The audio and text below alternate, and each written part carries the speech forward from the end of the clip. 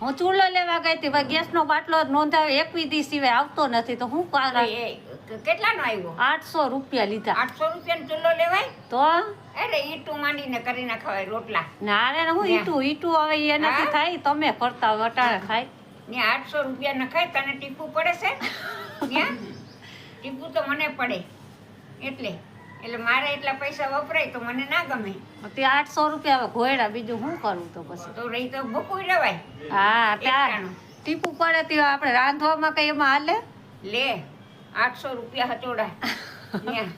ચૂલાને 100 રૂપિયા ભાવ હોય, 200 રૂપિયા હોય ને અટાણ કેટલા બહુ ભાવ. ચૂલાના 800 ને 1000 ને એમ હતા, પેલા 200 300 ને આવતો કા 200 300 નો ચૂલો અસલ આવી જાય. અટાણે તો 700 800 500 અડેલો લ્યો તો 500. કમાઈ જાય કા? આ કમાઈ જાય. ઈ ને કેરી વાળા બે યાદ ફેરે. હે હા કેરી વાળા કમાઈ જાય.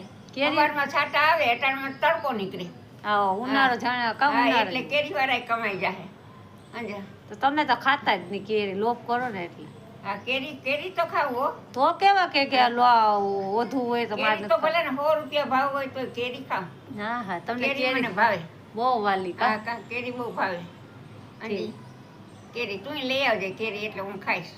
કેરી પૈસા લાવો તો લઈ આવજો. કેરી પૂરી ને ચોખા ને રસ કાઢીને તમને બહુ ભાવે? રસ કાઢીને ખાઈને તો અસલ લાગે. હે હા તમારે દાંત બહુ પોલી. 12 મહિને આવે ને રોજ થોડું આવે છે. ખાઈ હું તો કહું ને કે ખાઈ લે, ખબર નથી કાલ શું થવાનું છે. હા ઈ તો સાચું. અંજે ખાઈ પી લેવાનું. 10,000 દઈ દેજો ને એટલે હું લઈ આવીશ. એટલા પૈસા લે બેહે તમને 10,000 દઈ દેજો. હા જો ને આવજી એટલે લઈ દેજો.